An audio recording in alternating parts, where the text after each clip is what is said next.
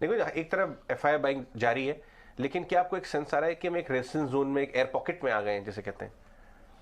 अजय, एक तरफा तो मार्केट नहीं चल चलता सकता नहीं है और एक तरफा मार्केट चलता है तो गड़बड़ है। तो एक तरफा मार्केट नहीं चलना चाहिए और अच्छा मार्केट कंसोलिडेट कर रहा है। और इस हफ्ते क्या कंसोलिडेट कर रहा है, अगर वीकली चेंज अगर आप देखें तो आप 18,000 के ऊपर आप टिके हैं। 1500 पॉइंट की रैली आपने रफली निफ्टी में देखी, उसके बाद कोई बहुत बड़ा ग्लोबल सपोर्ट नहीं मिला, उसके बावजूद भी आप ऊपर, जो बायस आपका है, बायस आपका पॉजिटिव है। पिछले 10 दिन में आप देखिए हर डिक्लाइन पे मार्केट बढ़ ही रहा है। और एयर पॉकेट की बात किया, 15-20 पॉइंट अगर निफ्टी ऊपर नीचे होता है, कल कितना नीचे निफ्टी बंद हुआ है? फ्लैट बंद हुआ, फ्लैट बंद हुआ। तो 1500 पॉइंट के गेन के बाद जहाँ ग्लोबल क्यूज का इतने स्ट्रॉन्ग और सपोर्टिव नहीं थे, डाउ भी नीचे था, हमें पता था यूएस डेट सीलिंग को लेकर के पूरे दुनिया के अंदर हाई इस समय मची हुई है, सब बात कर रहे हैं कि मार्केट एकदम तहस नहस हो जाएगा, जेमी डायमंड साहब हो, ये हो। उसके बावजूद मेरे को लग रहा है इंडियन मार्केट टिका हुआ है। अगर मार्केट कंसोलिडेट करता है तो इसका मतलब ये है कि आने वाले दिनों के अंदर हम small and mid cap stocks के अंदर और रैली देखेंगे। मुझे लगता है कि जो मार्केट रैली है करीब करीब 70 से 75% ऊपर हो, ये जो लेग ऑफ रैली है शॉर्ट टर्म वाली, ये 70 से 75% ऊपर हो चुकी है। मगर जो आखिरी 25% आता है वो mid and small cap stocks में आता है। पहले निफ्टी चलता है, फिर बैंक निफ्टी या निफ्टी, दो में से एक इंस्ट्रूमेंट चलेगा। फिर आप देखेंगे कि क्वालिटी मिड कैप स्टॉक्स चलते हैं, फिर आप देखेंगे weak but well known mid cap stock चलते हैं, फिर स्मॉल कैप स्टॉक्स में रैली आती है, फिर आता है फ्रॉथ। तो अभी उस स्टेज पे हम नहीं आए हैं, वो साइकिल पूरी होगी, ये कायदा है, उम्र है जी। मार्केट एक पैटर्न फॉलो करता है। तो I think that 15-20% that last hurrah, जिसे हम अंग्रेजी में बोल सकते हैं, the last hurrah in the small in the mid cap stocks is not done.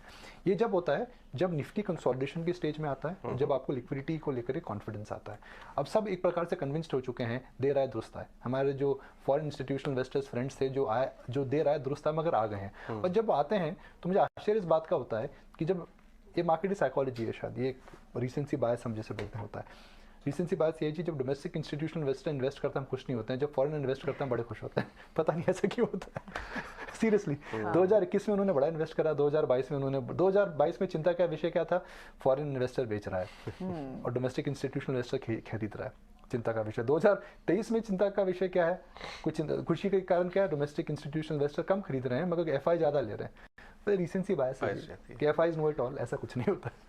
Right, लेकिन मेरे को जब कौन से सेक्टर्स पर नजर रखें, क्योंकि नंबर्स जो आ रहे हैं इनमें से किसी के नंबर्स को आपने एनालाइज किया? एशियन मोटो, एशियन पेंट्स की अच्छी स्ट्रॉन्ग कमेंट्री थी, सीमेंट्स के नंबर्स अच्छे आए, वहाँ भी अच्छे कमेंट्स थे। कोई स्पेसिफिक सेक्टर जो आप इस वक्त वॉच कर रहे हो?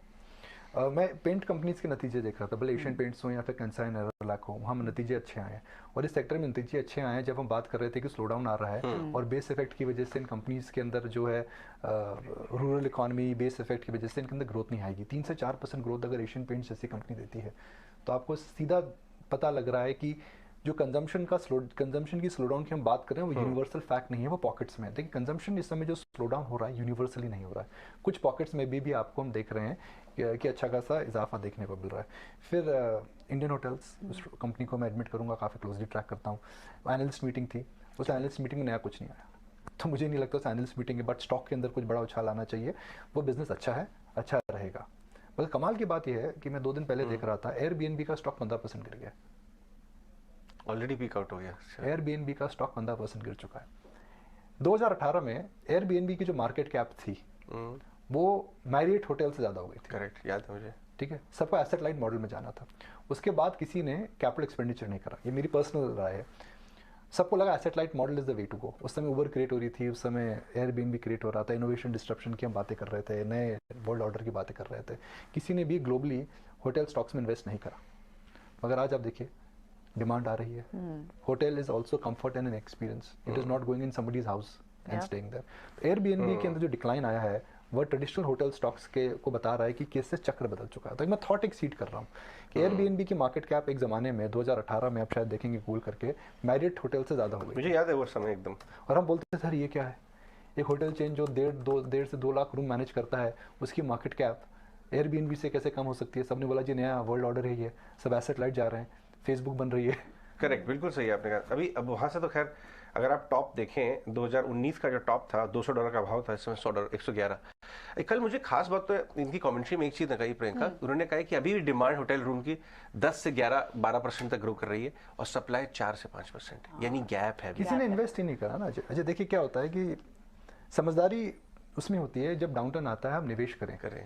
मगर जब एक वर्ल्ड ऑर्डर पी हो, लिक्विडिटी हो या फिर एक ये ऑर्डर्स चेंजेस होते हैं अजय, तो वही चेंज लास्ट ईयर हमने देखा पावर सेक्टर में था, वही चेंज हमने लास्ट ईयर देखा आईटी में उल्टा हुआ था। तो ये और कभी बात करेंगे, मगर एयरबीएनबी का गिरना और ग्लोबल होटल इंडस्ट्री का आना चक्र घूम गया।